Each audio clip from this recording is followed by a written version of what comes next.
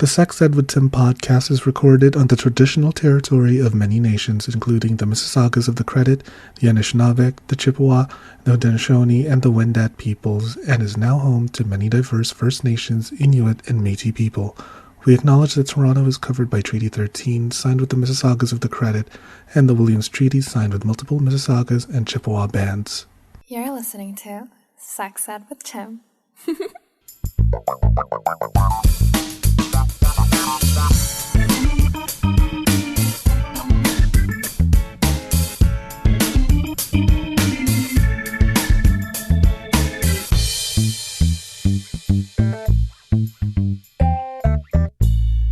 Hello and welcome to another episode of the Sex Ed with Tim podcast. I'm your host, Tim, certified sex educator, your local chaotic homosexual. And what is the difference between a genealogist and a gynecologist? Well, a genealogist checks the family tree, and a gynecologist checks the family bush. Now, oh, still got the same effect. Okay, perfect. Demi, I'm a little. It was good. It was good. It was a really good joke. Okay. Good around the second time. I am roséd up, and we're just going to have a little bit of a fun, messy time today because this season of Sex Ed with Tim is just going to be all about experiences and conversations and just like hanging out with the coolest people. And for those of you listening, my chlamydiates, my dear chlamydiate hive, as my listeners are, that very beautiful dulcet tone that you hear on the other end of the mic is none other than the host of the Hookup Horror Stories podcast. Please welcome to the show, Demi Wylde. Demi! Hello. Thank you for having me. Thank you for being on the show. I feel like you and I have known each other for quite some time, mostly because of Instagram. I think it causes like this sort of parasocial connection. I agree. Yeah. Right? It feels like we've known each other, but this is like literally the first time that we're talking to each other. So instead of me talking about you, why don't you talk a little bit about yourself, introduce yourself to the listeners? I'm Demi. I am a author and a sex educator. I talk about sex on the internet. I started off doing a little bit of writing. I write poems, short stories, and that evolved into blogs, which I now write 2 blogs. I have one called A Deviant's Guide to Sex and The Deviant Diaries. Both are kind of my exploration about sexuality, what it means, my own experiences. And that also translated into a podcast called Hookup Horror Stories, where I talk about sex and dating and I interview people on their crazy dating stories. Oh my God, deviant. I love that word. Me too. It's a great word. It's great, right? But for those of us who are not too familiar with it, what exactly does it mean to be like a sexual deviant? Well, sexual deviance is actually a highly stigmatized word. It is an antiquated term, which means it's not really in fashion. And it was basically a medical term that meant perversion. It was kind of used in medical settings. It was basically used to like categorize strange sexual urges, things that deviate from the norm. Psychiatrists do it, and it kind of diagnosed a wide range of things, anything from like kinks and fetishes to homosexuality to illegal things like rapists, bestiality, or pedophiles. So you can see how that word is kind of highly stigmatized, and you can see where the problem comes from, Yeah, the fact that even iconic sex educators such as Masters and Johnson, they thought that same-sex sexual relationships were like out of the norm. I was like, I mean, in their defense, whatever, like it was old times, but still, like, not great. Yeah, the problem came from categorizing everyday homosexuals with rapists, and I think that happens a lot today anyways, but people lose their lives because of these kinds of terms. Mm-hmm, mm-hmm. So yeah, not the same thing, folks. Demi, I wanted to ask you more specifically about your journey as a sex educator. because you and I were both fabulous sex educators. And I always love listening to the origin stories, if you will, of these unsung heroes. Not all heroes wear capes. So tell me a little bit about it. Well, sex has always been something that has interested me personally because, well, number one, back in the day, I just didn't really have the verbiage for like what homosexuality was. And my experience in sex ed was not up to snuff. It was kind of like you put the condom on the banana and that was pretty much it. Then, I kind of started exploring, my sexuality in my younger years. I started writing a lot of like short stories, things like that. So I really and then it kind of evolved into like MySpace days as well, where I would write kind of like these, like, I don't know, like early, like Sex in the City style, like blogs or whatever, where I'm kind of like categorizing people that I've dated or, just really exploring like relationships and stuff like that. So again, you're really feeling a Carrie Bradshaw era. Really feeling a Carrie Bradshaw type thing. So that was kind of like my MySpace days. And then that kind of evolved over time when I discovered podcasting. I kind of had my own experiences and I wanted to share those experiences with people. And I'd done so with, my blog and my podcast and talking with people. And then from all this comes this vast amount of knowledge with nowhere to go. So where do you put it? You put it on the internet. That's true. When everything that bubbles up in our experiences just feels like word vomit. It's like, nah, I gotta tell my story. I gotta tell all of these stories. I feel you. Yeah. It came from a necessary therapy, I think, because, I didn't really know a lot of things. I didn't really I felt a lot of shame talking about these stories, or I didn't know anybody else had these same experiences as me. And, come to realize, oh man, like everyone kind of has these experiences. Sex isn't always pretty. It's not the way that it's meant to be on movies and like romance TV and stuff like that. So it's a lot more crazy than it can. And nothing really prepares you for that. You mean to tell me that sex is messy and not like in a porno? It's not like in a movie? What? It is not like that at all. It is quite insane. What has been your most chaotic sexual experiences? And feel free to define chaotic in your own definition. Oh boy.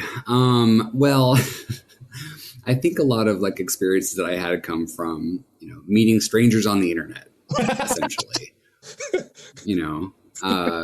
Of course. Not really knowing that, the dangers that might entail from that, or, just being young and dumb and horny and not really knowing better for myself. I Craigslist comes to mind. There was a lot of that happening. I was just curious. I've always been a curious person, a little more in touch with my body than others. But yeah, it's just a lot of like crazy Craigslist experiences or, a lot of shame attached to these stories. I don't know. It's just a lot of like weird shit. But Craigslist, that's so wild. Like, did you go all to like the missed connections section of Craigslist? Never missed connections. Well, I'll tell one story because it's quite funny.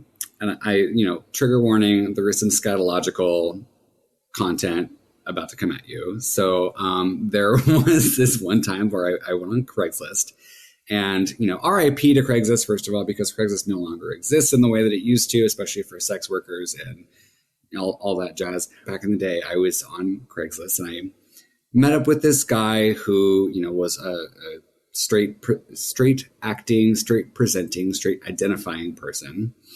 And he ended up coming over. And this is the first time when I actually figured out like what douching was. So it was like, I guess I have to do this now. I don't know what happened beforehand. We've never douched like when I was younger and we never had problems. But for whatever reason at this time, douching became a thing. And then, so this guy comes over and I was like, well, I don't know how to do this. I guess I'll just figure out how to do it with a water bottle. So I used a water bottle as a douche. No. Not realizing that water can sometimes get trapped up there. Yeah. And so this heterosexual man comes over, quote heterosexual man, comes over and, the first thing that he wants me to do is get on top of him. And so I was like, great, let me just write it. And I get right on top and immediately I go down. I was like, it's a wrap. Something is going on. Something is terribly wrong. So I pull up immediately and it was probably just like a waterfall of like water and feces and God knows what else pouring all over this poor man. And I don't think I have never seen a man get up and run so fast out the door. I was like, I am so sorry that this happened. Oh my God. Okay, you're not the first, and you certainly will not be the last, because the body's going to do what it's going to do. That's just truly, yeah. That's just a fact of life. I think that guy was, I don't know, that's just very immature, because guess what happens at the asshole? Shit's going to come out. Like, I don't know, deal with it. Like, be a grown up and get some baby wipes and keep going. Well, it was more than just, let me say, it was more than just baby wipe worthy. It was like a waterfall. I was trying to defend you. I would get up. No. Do not defend me. No. It was a ridiculous amount of shit water on this poor man. Are we thinking like the waterfall that you see in Charlie and the Chocolate Factory in that big room? It was like that? It is exactly that. It was the chocolate waterfall. Oh my God. I'm going to leave that to my pure imagination. Come with me and you'll see. Not the come with me. Yeah. Oh my God. Do you write this in either Deviant Diaries or Deviant's Guide to Sex? I don't know if I've told that story specifically on the blog yet, but I've definitely told it on many occasions, because I'm just wondering where this poor man is to this day. Like, is he traumatized from this experience? That's so funny. I would not be surprised if he's never touched like a butt ever again. I'm wondering, is there any difference between the Deviant Diaries and the Deviant's Guide to Sex? Yes. So the Deviant Diaries is kind of my own personal experiences, and that will eventually be a book one day of my memoirs. And then A Deviant's Guide to Sex is kind of like the antidote to the Deviant Diaries, because it was kind of like, it's a lot of research involved. It's a lot of, like exploration. I have to like, it's basically like a modern how-to guide for sex ed. It kind of goes into all kinds of things. It goes into, sex in the media, the Madonna horror complex, ethical non-monogamy, and like all kinds of things. And it's kind of like just my modern take on a sex ed book. Oh, I love that. That is very much giving Sex in the City, and I love that. I mean, I also have my blog on my website called Sex, Love, and Other Wreckage, or SLOW, and it's where I go and tell all of my dirty horror stories. Just your typical accounts of a retired sex worker and all of the mess that came with it and afterwards. I was wondering, what are some of your more like memorable, favorite sex memories? Oh, good, like not horror stories. let's change the tone a little bit, but then we'll get to the more horror stuff of it. Oh my goodness. Well, it's always funny because like, the good ones are never the ones that really like stick out in your mind, right? It's always the bad ones. It's always the traumatizing ones. I know. As far as good horror stories, I would say there was a couple. There have been a couple that started off as horror stories, but they were actually kind of like positive stories in the end. I would say probably the time I lost my virginity was the time it was kind of like, it could have been a really bad experience, but it really was not. It was a really great experience. The guy I lost my virginity to, who I've actually just recently saw in like February. he's lovely. He's doing great. But yeah, like it was definitely so. Let's say, okay, this is exactly how it happened. So basically, I was invited over to a birthday party. It was a slumber party. Myself, him, and a couple like female friends. At one point during the night, we were all watching Mean Girls, and we ended up like going upstairs. You know, after the girls fell asleep, we're like, let's go upstairs. So we went upstairs, and he, you know, was very, you know, patient with me. First of all, because like he knew this was my first time, and very patient, very understanding. And it probably took like a full hour for like it to get in, you know, because he was quite big. Wow! Congrats. But we worked hard at it, you know. Keep pushing through. Keep pushing through, and he is, you know, it was very, you know, patient. You know, we did it, we got it there, and then, you know, we finished, and like that was it. We fell asleep.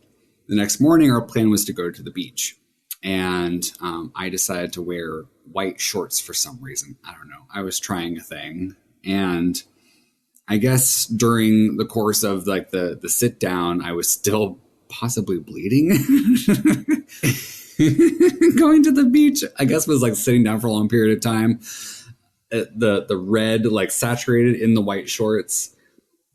And as soon as I got up out of the car, when we reached the beach, there was a small like red stain on the shorts.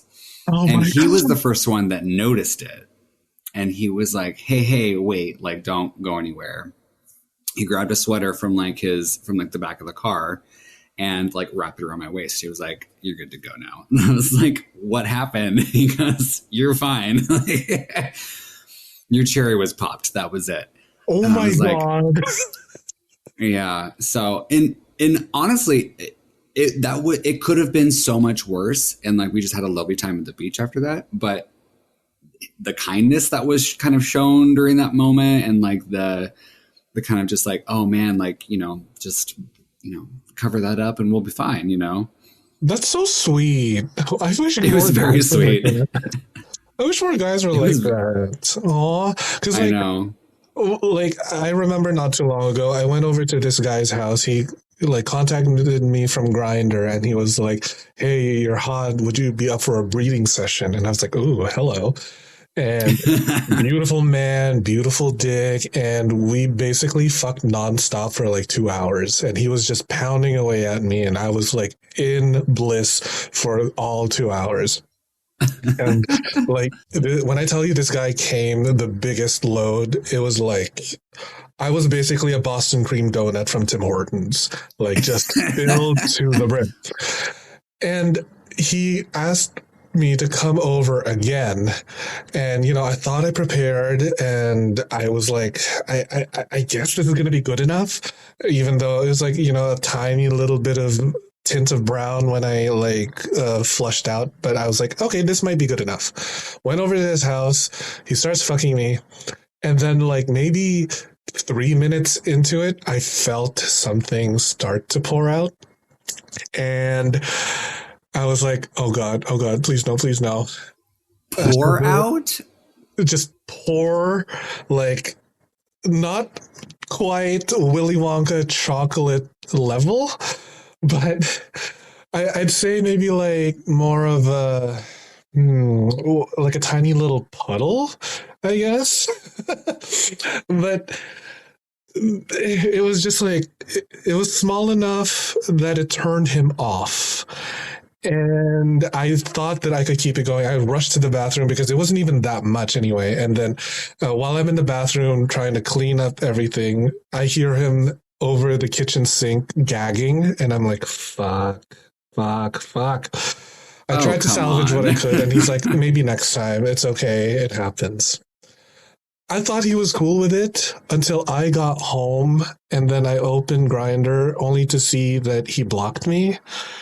And I was like, I thought this guy was going to be cool, but, you know, whatever. It was only like the second time, but still, I'm like, I don't know what's so difficult about understanding that shit comes out of your asshole, especially if you're going to be having anal sex. Like, it happens. God. So yeah. I think there's a cognitive dissonance with it, and particularly maybe closeted men or people who, kind of, don't really want to think that happens, or if they're in that heightened scent or heightened state, then, they kind of forget that shit comes out of there. But the reality is shit happens and you are fucking a dude and, man up. I don't know how else to put it other than, face the truth that poop's going to come out, get some wipes, and move on.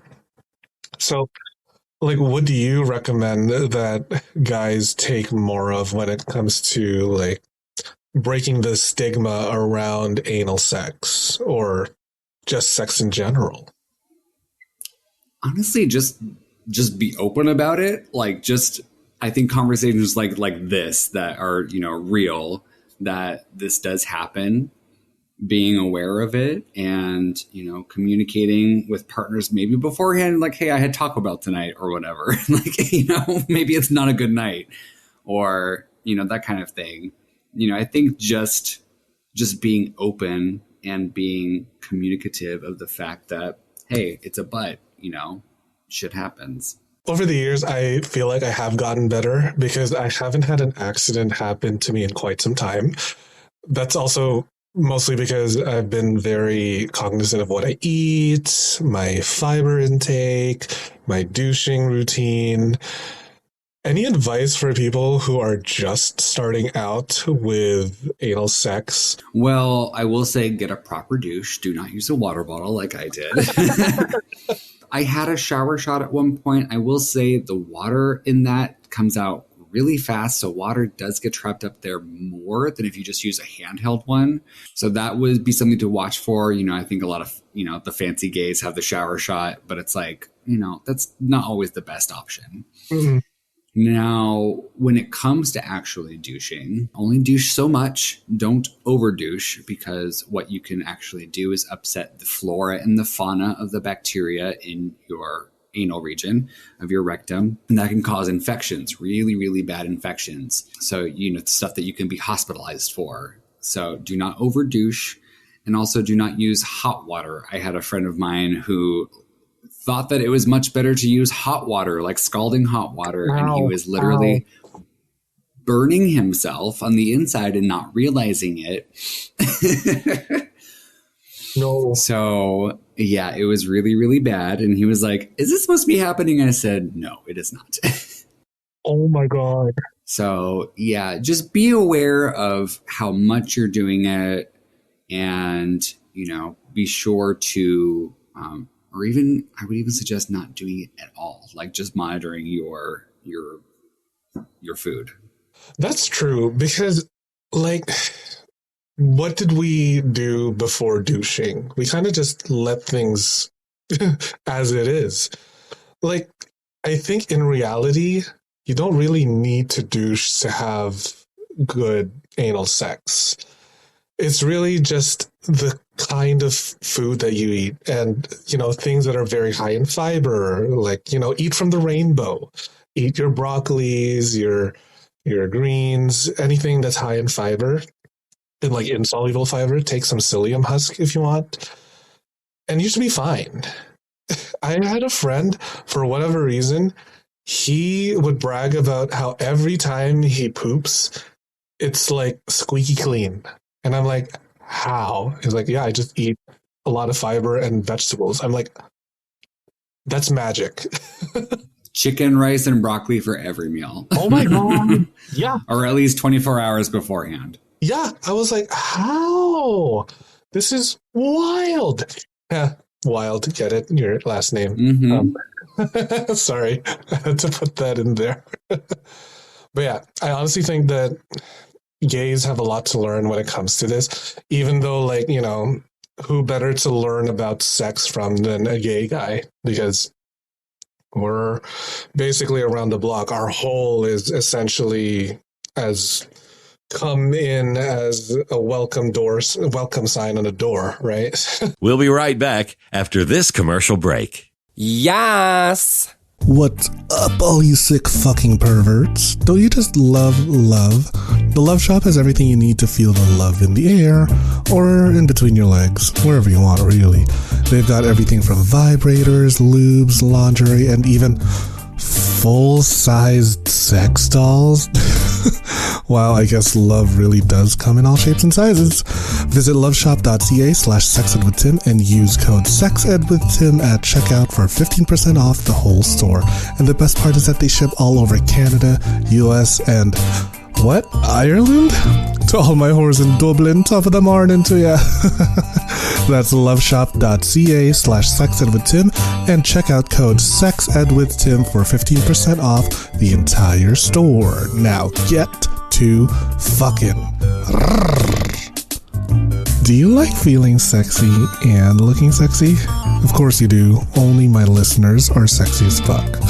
I have partnered with fetishwear designer Dale Kuda to bring you the hottest deals on custom jockstraps, harnesses, hats, and more.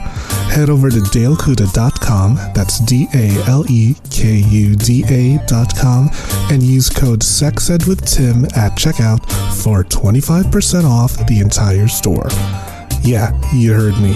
25% off. And cherry on top, free shipping. Oh my god. I have a few of the stuff that he has made for me. And girl, I'm wearing it right now. I'm wearing like a little jockstrap so that I could easily just like slip a little butt plug or dildo every now and then here and there. And I'm on the train. I'm just like, thank you, Dale. That's dalekuda.com with the code SEXEDWithTim for 25% off your entire purchase with free shipping. With a deal like that, I swear I could come buckets, honey. The show is about to begin. Yes. I have a YouTube channel and I post on there pretty regularly. And I post a lot of like sex ed videos and stuff. And I kind of explore like sex from the pop culture perspective, or I explore kind of like trending topics or celebrities or politics, you know, that kind of thing. So I read a lot of like news stories and I kind of just regurgitate them. But I have one coming out this week. And one of the stories in it is about the story out of Texas. And there was a sex ed teacher who was fired because she was actually found to be escorting. And she was like on a bunch of like panels and stuff, like things to suggest to students, like what they should learn about sex and, you know, yada, yada, yada. But she was eventually fired because they found out that she had a criminal background because, you know, she had been arrested a couple times for prostitution, legalized sex work, first of all. But it's like, you know, she was a sex ed teacher. So wouldn't you really expect that you would want your kids to learn from someone who is knowledgeable? For sure, legalize sex work, but I'd even go further than be like decriminalize sex work, because legalization and decriminalization are, I think, two very different things. Because legalization has like, you know, they have to follow a specific set of rules or whatever, whereas decriminalization, leave it to the sex workers to regulate it. So, yeah. Also, like, that just goes to show the stigma around sex work as well. Because why is it that, like, when we use our brain for labor, that's fine. But if we use our genitals for labor, all of a sudden that's like whoring yourself out. It's because America is such a puritanical culture that we, True. you know, think we have such high morals and everything. But in reality, you know, our morals don't really reflect what life is like for most people, or quote unquote morals don't reflect what life is for people. You know, and so I think a lot of people get left on the sidelines, you know, such as sex workers or addicts and, you know, things of that nature, where people just aren't really understood as much, when we can really learn from people. We can really learn from these people. You may find this interesting, Demi. So for those of you who don't know, I work for a charity called Let's Stop AIDS as my full-time job. And we do this survey every year called the Sex Lives Report. And what the Sex Lives Report aims to do is to see how young Canadians are behaving sexually and where their knowledge is at. Now, because we are an AIDS-focused charity, we do want to test the youth and see what they know about HIV, AIDS, and PrEP, PEP, everything around it. In 2023, out of 1,000 Canadians, so 1,000 young Canadians, which is basically like a pretty good sample size of the young Canadian population, when asked how knowledgeable are you about U equals U, 57% said that they're somewhat knowledgeable. I'm like, oh, okay, more than half. That's great. However, I heard this story actually. Yeah. When asked if they would feel comfortable having sex with someone with an undetectable viral load, they said, no way. So I'm like, what's missing here, baby? What's like the missing link? You said you're somewhat of an expert, so you know about U equals U, but all of a sudden you're like, no. I don't know. Like, what do you think is the disconnect there, Demi? Well, it's because HIV still has such a stigma. You know, even though we've medically come as far as we've gone, you know, we have medication that literally takes care of everything for you, that it creates, you know, a way for people to be totally fine and not transmit the virus and to be healthy and, you know, live long, happy lives. It's still kind of socially stigmatized. And, you know, even though people are understanding of it now, I think people still, it's kind of a, you know, I think herpes is actually another thing that people are really stigmatized about. Yeah. And people think their life is over if they get herpes. It's like 50% of people actually have herpes, you know, that way. And like, they just don't actually show symptoms, but like, you know, everyone kind of has it. And so, but people still think that their life is over, you know, because of these, you know, these viruses. So it's just a thing that we have to deal with. And, you know, by us sex educators, like having the conversations with people and like sharing information. And I think that needle is moving. It's just moving slow. And when it comes to something like breaking stigma, I feel like we need to remind ourselves that this is not a sprint. It is a marathon. I think some progress is better than no progress at all, which is like me stretching for some modicum of optimism. But, you know, I do like to see that more young people are getting interested in their sexual health and they're getting curious.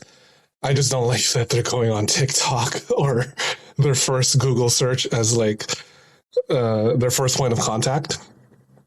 Not great. So that's why people need to listen to Demi and to me.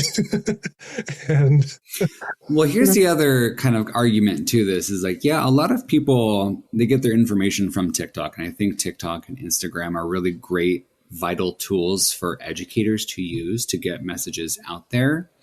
But when it comes to sex educators consistently being censored or flagged or even just outright banned from Instagram and TikTok and stuff, like I've been banned from Instagram and TikTok twice now. You know, no. I'm no longer allowed on TikTok. You know, my content does not get seen.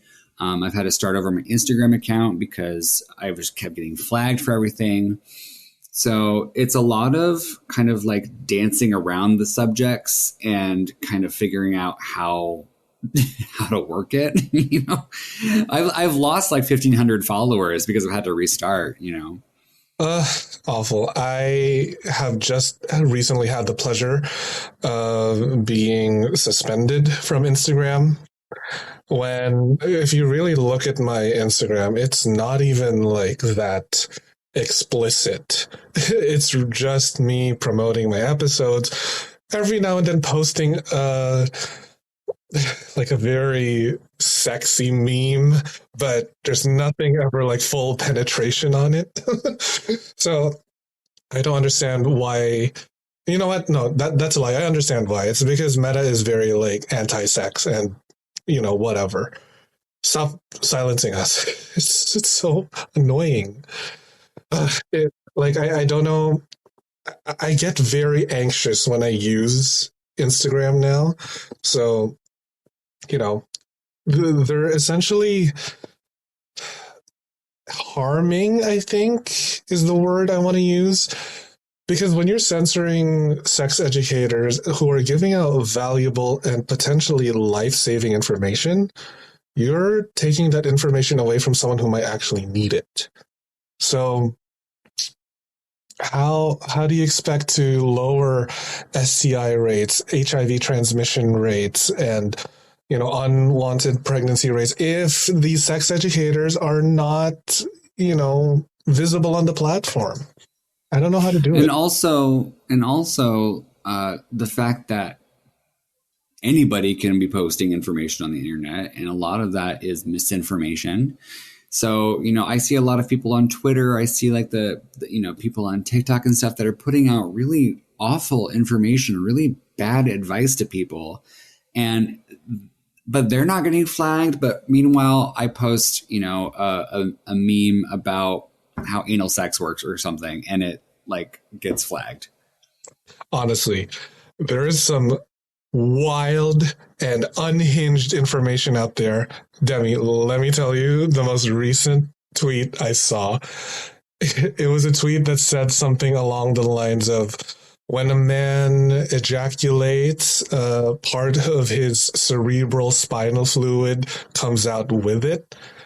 And I've seen this. Yeah. You've seen it? It's, yeah. It's crazy, right? And what? I was like, I would like to follow where the vas deferens enters the spine. I really want to see that connection over there, because how is it coming out? How is it connected? I'm just like, whenever I see shit like this, I'm like, cite your sources. What are you talking about? Where did you hear this from, you idiot? Right. And the funny thing is, when they tweet something like that, it's always accompanied with community notes disputing that tweet. So clearly they're wrong. So it's always incels. And it's always incels who have never seen a fucking vagina before. Like, I don't understand where these people get off. Oh. This is why sex ed is so important, because these people still have no fucking clue how biology works. Exactly. This is so strange. This is why we need to be funded. We need the sexual sciences to be funded. We need to have more conversations like this. We need to have more conversations like the ones on my show, the ones on Hookup Horror Stories. I do want to share a little bit of a Hookup Horror Story. And you may find this kind of wild. Sorry, because your last name is Wild, I'm going to keep using the adjective wild. Oh, I use it all the time. It's my favorite word. Right. So you may find this hilarious, but basically what happened was this guy called me over and we had wonderful sex. It was amazing. It was like, I don't know, 12 a.m. to 3 a.m. It was great. And after sex, which I thought was amazing, he says, "Hey, I'll be right back. I just need to get some cigarettes from the corner store." 3 a.m. It is now 4 a.m. with this man nowhere to be seen. I go back on Grindr to text him. I'm wondering if he's okay. And just like nothing. I'm like, it shouldn't take you an hour to pick up cigarettes from the corner store? What's going on here? So it didn't occur to me until like maybe hour and a half mark that I have been ghosted in somebody else's apartment. So I kind of just chilled and squatted there for a little bit and like turned on his Netflix. You were at his apartment? Yes. That is so bizarre. So it wasn't until like maybe hour and a half I figured I've been ghosted, and I just like turned on his Netflix. And then I was like, all right, I guess you're not coming back. Peace out. And then I ordered an Uber home. I should have literally like, I don't know, used his Uber Eats account or something, because that I think that's happened to me once before. Like I've gone to somebody's house or hotel and like they just like dip. It's like, you don't have to lie to like, get me to leave. You can literally just say, "Hey, I'm done. Can you go now?" and then you're free. You don't have to lie. Why do people think it's easier to lie than just say I'm done? Why is it so difficult to just be like, hey, I'm finished? Actually, because I'm that way. I'm like, once I'm done, I'm like, get the fuck out. go, leave. I'm going to take a shower and it's going to take me 5 minutes. If you're still here, I'm going to call the cops. Oh my God. Awful. Luckily, have not had to do that. I know. Thank God. Almost have, but no. I know. Oh God, Demi, I'm like getting tired of dating apps. Like, should I stay on it? No, absolutely not. No, get off, run as far as you can. I'm telling you, this is something that I'm really passionate about. I don't think dating apps are a good place to meet people. I don't. I think, some people have a success on it, sure, but those are the exception. They're not the rule. A majority of people feel the same way as you and I about them. They are very difficult. It's mindless. It's shallow. It's vapid. It's swiping. It's a video game. It is a video game experience. It's a business. They're not in the business of helping you find love. They're in the business of you giving them your $40 a month, which is an insane amount. They're in the business of exploiting your feelings. Exactly. That is exactly correct. And so, we've replaced this, genuine connection with people that we meet in real life with this video game imitating romance, which it is not. That's not how you meet people. You meet people in real life. You get connections with people. You have shared experiences. You have shared goals. You have shared interests. That's how you meet people. I'm so close to just deleting Grindr and Scruff. But you know what keeps me on, Demi, is the glimmer of hope that there are actually decent guys out there.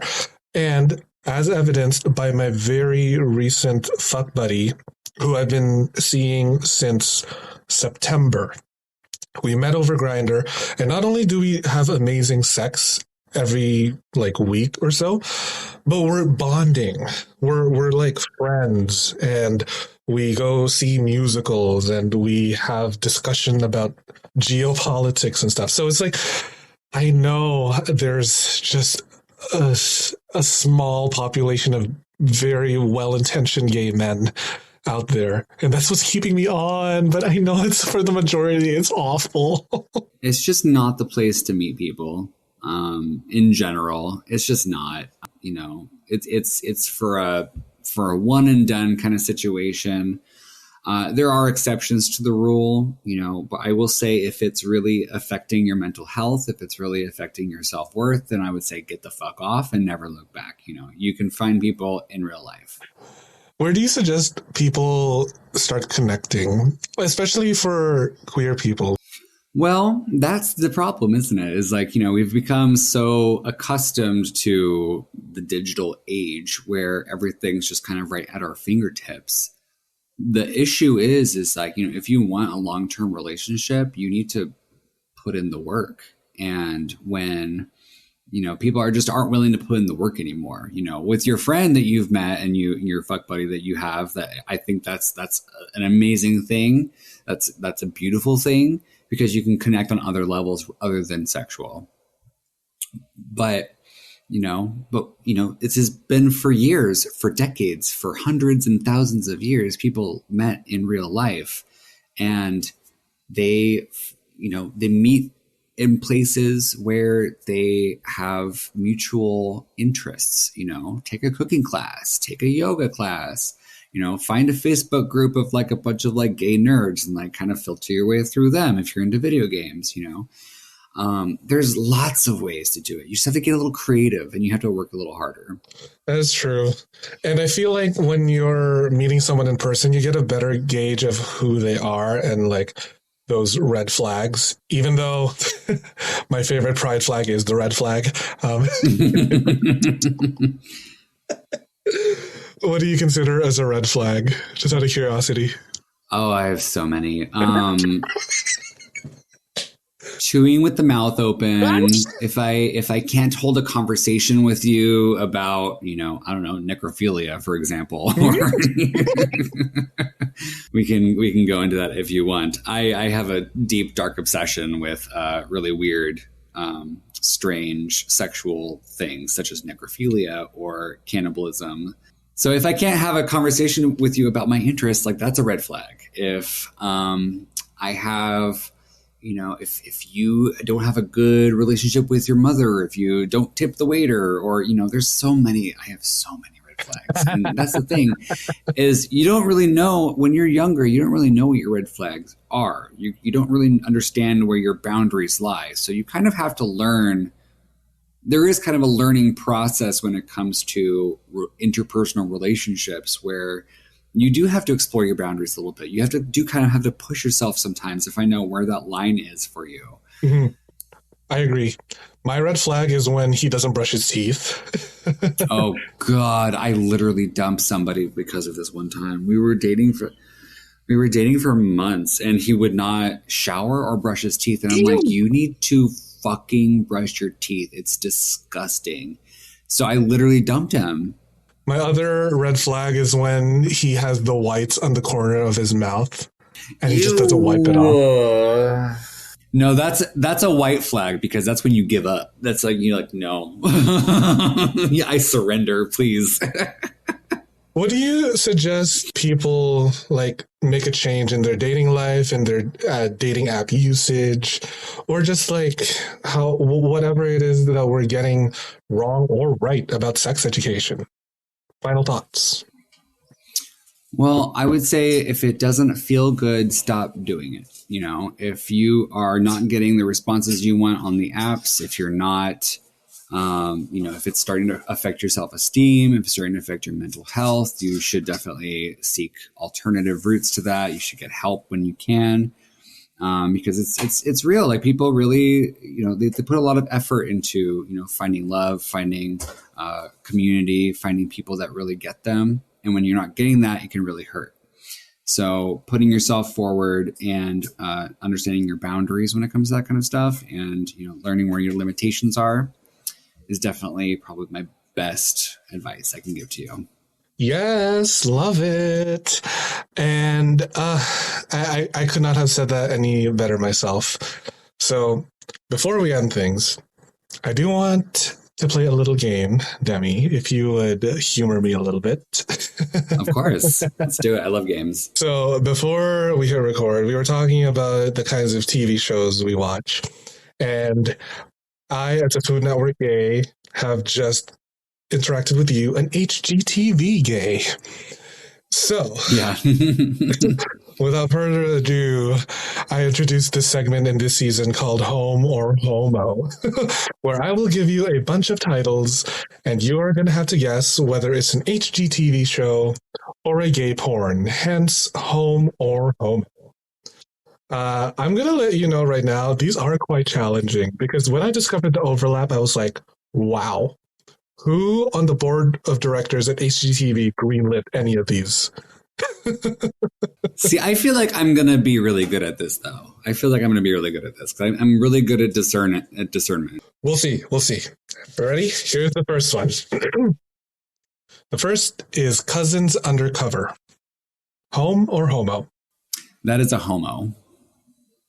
Oh, I'm sorry. That is home. Oh. Cousins Undercover.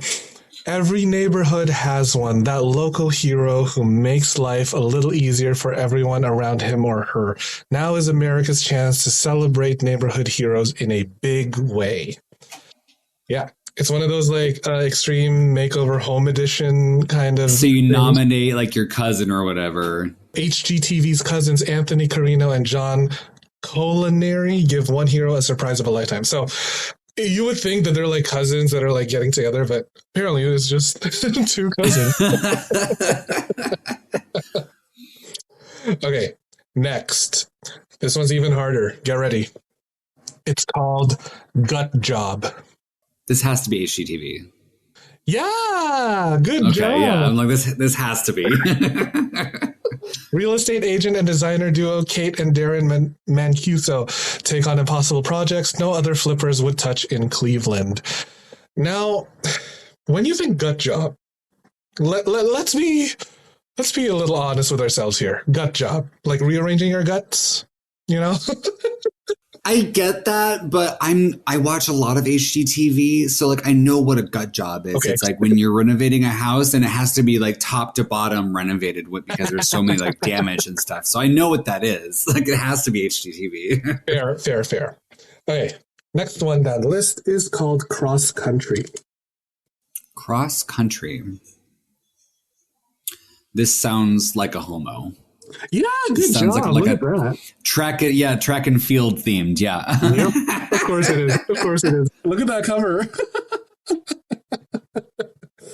Just like the most Photoshop, not even Photoshop. I think this was done on Microsoft Paint, where the model is like fully naked, towel around his neck, and like just plastered onto the most generic landscape that they could find. Just the worst Photoshop ever. I know. It was just like, really? All right. Now we've got 3 more to go. So here's the next one. This one's called top to bottom. Oh, this one could go both ways. I feel like the intention should be homo. Mm-hmm. But I think it's going to be HGTV. I'm sorry, that is homo. Yeah. Very explicitly homo. Oh my god. Yeah, just look at the cover. Just like this bottom is just screaming in pain. A thing of beauty. And the guy at the top is his like, face. Oh, I'm just gonna dram it in there. Like his face is just in pain. Just absolute like agony. FYI for all those listening, anal sex doesn't have to hurt, but if you like it, then sure. It shouldn't hurt that much. It shouldn't hurt that much. My God. Okay, next one is called Hot Mess House. I'm going to say HGTV. Yeah, good job. Yeah. Organizing expert Cass Arson helps overwhelmed clients with their messy spaces.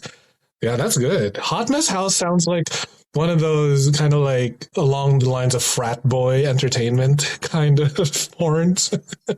This sounds like some trap houses I've been to. Yeah. Sketchy sex. Mm-hmm. Yeah, very that. All right. And the last title we have here is called Beach Rats. Beach Rats. Mm-hmm.